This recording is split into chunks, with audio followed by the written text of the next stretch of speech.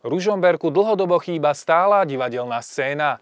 Túto situáciu chce zmeniť občianske združenie Rosart a naše mesto by sa tak čoskoro mohlo dočkať vlastného ochotníckeho súboru. Nie vždy bola ružomberská divadelná scéna, tak povediac, bez života.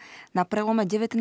a 20. storočia v meste fungovali viaceré kultúrne spolky, ktoré v rámci umeleckého vyžitia podporovali aj divadlo.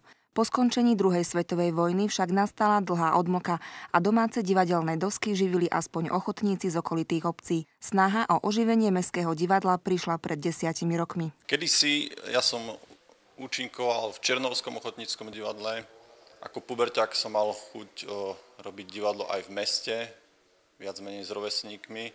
Bola to iná skúsenosť, šlo viac menej o pokus o alternatívne divadlo. Divadlo sa však neudržalo a postupne sa rozpadlo. Dnes by na túto divadelnú skúsenosť chcelo nadviazať občianske združenie Rosart, ktoré v našom meste funguje od minulého roka. Jeho hlavnou ambíciou a zároveň cieľom je priniesť a podporovať kultúru, umenie tu v Ružomberku, dať priestor ľuďom z Ružomberka ako aj z okolia, možnosť či už literárne, hudobne, výtvarne a v akomkoľvek umeleckom smere sa realizovať. Občianske združenie Rosart by chcelo prispieť k rozvoju umeleckej tvorby v 4 oblastiach: hudobnej, divadelnej, výtvarnej a literárnej. Keďže aktivity združenia sa len rozbiehajú, prvoradým cieľom je práve založenie ružomberského neprofesionálneho divadla s názvom Rosatea.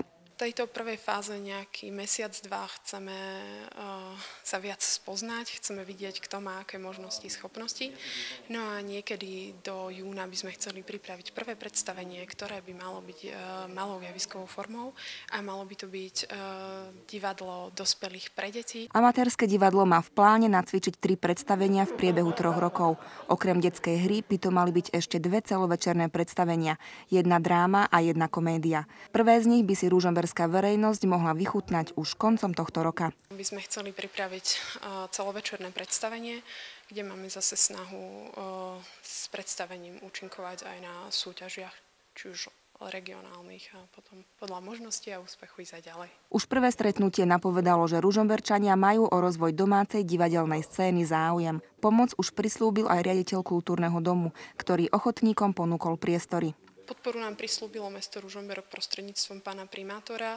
Pán Černák je takisto ochotný.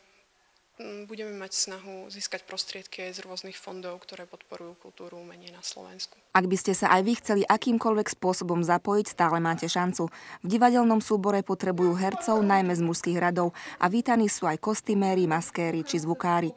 Bližšie informácie nájdete na internetovej stránke občianskeho združenia Rosart.